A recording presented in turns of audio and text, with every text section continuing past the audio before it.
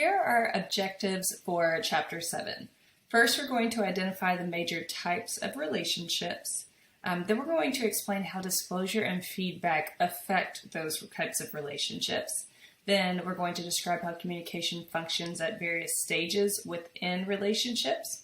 And we're going to examine how technology and social media influence interpersonal relationships. So all of these, as you can see, surround interpersonal relationships, meaning those one-on-one relationships that we have with others.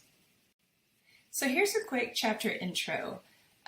For when we think about interpersonal communication, the first thing that we want to think about is the interactions between two people. And this has to do with us starting or initiating communication and building relationships, maintaining those relationships. And sometimes, if required, we have to end or redefine them. But we do all of this through communication. So we're looking specifically at communication within interpersonal relationships. So this is defined by the sets of expectations between two people.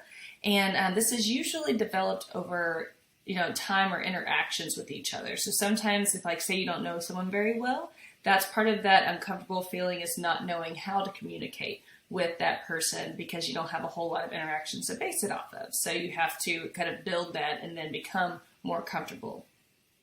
So a few things to note about interpersonal relationships are that these are formed as we communicate verbally and non-verbally through face-to-face and mediated channels, meaning that we develop these interpersonal relationships both in those face-to-face moments, but then also we can do it online or in other mediated forms as well.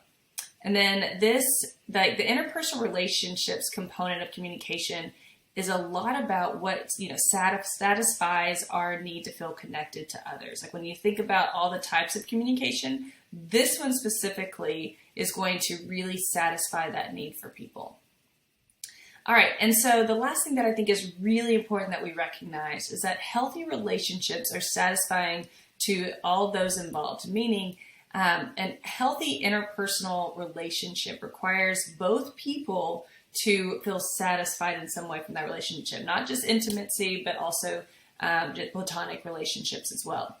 Here's a quote from the book that says, regardless of the level of intimacy, we want to be involved in healthy relationships that are satisfying to all those involved.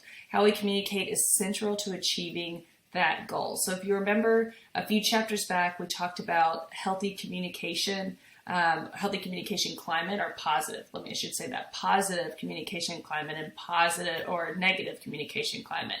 The climate of our relationships has to do with our communication. Is there a lot of tension or do we feel loved and supported by the other person? So that's extremely important. And the level at which we feel like we have positive communication, healthy communication with the other person is going to help satisfy those positive needs that we have as humans to connect with others.